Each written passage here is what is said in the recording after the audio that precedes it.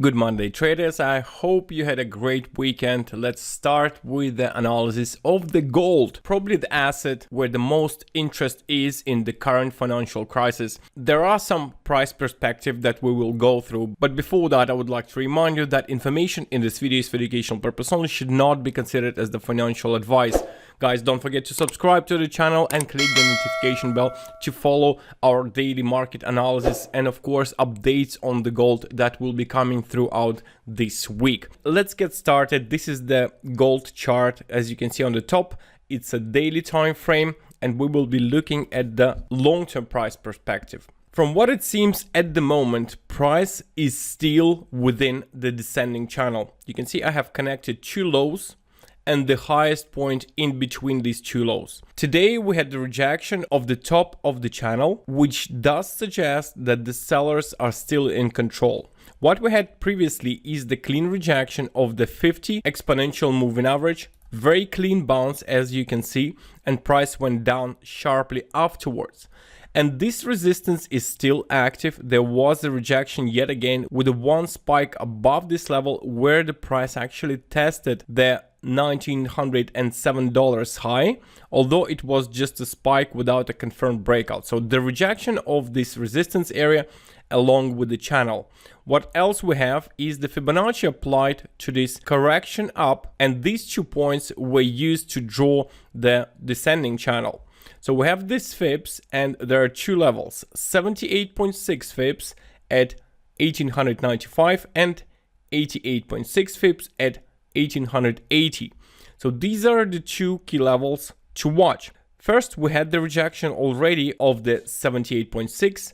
We had the rejection once, we had the rejection twice. We also had the break below the 200 simple moving average, which also implies that the sellers remain in control. The 50 moving average resistance hasn't been broken, so we might consider that as the rejection of the 50 moving average yet again. Now, in order for the price to move higher, of course, we need to break this resistance area with a daily break and close, and only then there is a potential of further uptrend. Now, before that, I would expect the correction down to continue because this is the long-term uptrend, of course, for the gold, and this is still only a correction. What we might be seeing right now is a potential A, B, C corrective move. Now consolidation can take place for some weeks even before the price will break either to the upside or to the downside.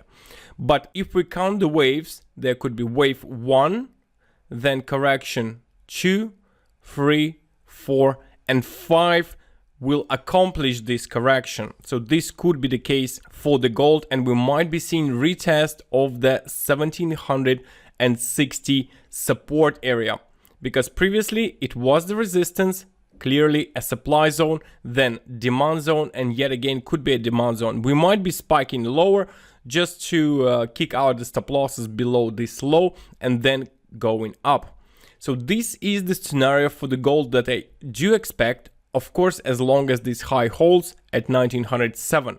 Now, what will be happening if the price will break to the upside? Daily break and close above this level should trigger a small wave to the upside. Potentially, we will produce a double top near this resistance, and then price will have a sharp correction. I would expect this correction to be towards the 88.6 Fibs at 1880, and this is also an area of the resistance. You can see there was the resistance and it will become the support if it will be a breakout. In regards to the upside potential, what we might see is the price heading towards the $2,100. This is because this is the nearest psychological resistance. I would expect it to be tested in case of the break to the upside. But while there is no breakout, expect the range trading or selling pressure to be increased. Probably the best case scenario, wait for the breakout because it will confirm that the price is going up, and then wait for the correction, or wait for this downside move and then look for the opportunities at the bottom, because right now it doesn't seem like it is attractive either for sellers or buyers, and therefore it might result in this consolidational phase near this price area. So that's it for the gold. I hope you enjoyed. We will follow it, of course, every single day. We will see how it goes. But now it's time to move to other analysis we did previously, starting as usual with Australian versus the dollar. Here was this correction, very strong downside move. On the daily candle, we could see that this was quite a big red candle, although it's only a spike. At this moment, we corrected up and it went back up quite nicely. So we're looking, I think that this correction could have ended because there is an area of resistance and it became the support. So maybe there will be an extended correction to the downside, but all in all, I think this is an uptrend, will continue. We will see. This cycle could be the end of this correction, and up until this point, there could be a decline towards this level.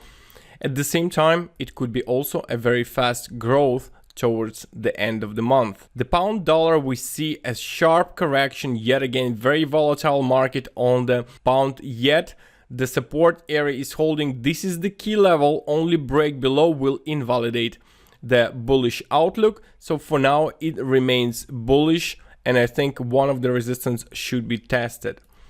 Pound Australian dollar expected the consolidation last week, and this is exactly what is happening. Price is likely to continue to consolidate for the time being. As long as this support holds, we should expect the upside move towards the moving average and the downtrend trend line. The euro dollar uptrend remains valid. I think it will continue towards this resistance. It might be tested along with the Australian dollar at the end of the month, so could be this big move up, continuation of this large uptrend. And we can see I have drawn the potential correction that might take place, and this is what happened. Although it wasn't as big as I was expecting, but still we might be declining towards this support area, previous resistance, so we might still do that. There is a probability for such a move, but the trend is clearly very bullish, especially considering we broke above 161.8 fips, so expecting towards the 261.8 fips. Canadian, Japanese yen also, guys, warned that this could have been a double top and there could be a spike below this support. This is exactly what happened. And I do think that as long as this daily closing price will remain above 80.41, it will be bullish, but closing below, it will invalidate the potential move to the upside that I do expect. So let's see what happens with today's daily close. Canadian Swiss franc, we have reached yet again the key support zone, although there was no break and close below, and this still remains a valid bullish outlook for the Canadian Swiss franc. We need to hold it and it will remain bullish. But if there will be daily break and close below this low, it will become more bearish than bullish. So waiting, still also looking on a daily time frame. Australia, New Zealand, slowly, steadily, it's still rising. Maybe there will be this rally before the new year. So 1 week left and we could be seeing a very fast growth on the Australian New Zealand dollar. Nonetheless, correction also possible, but price still remains within the ascending channel, and it might result in price increase towards the top of the channel before the final upside target. So we might be seeing a rally to the upside towards the cycle as well, then correction, and then maybe yet again final move to the upside. Maybe this will be the case as long as the price remains within the ascending channel. Swiss franc, Japanese yen, also expecting the downtrend. This is the Swiss franc weakness that I do expect. It's still valid, still very interesting opportunity here. And the price is basically not moving for the past 3 days, stuck, but we might be seeing the move starting this week.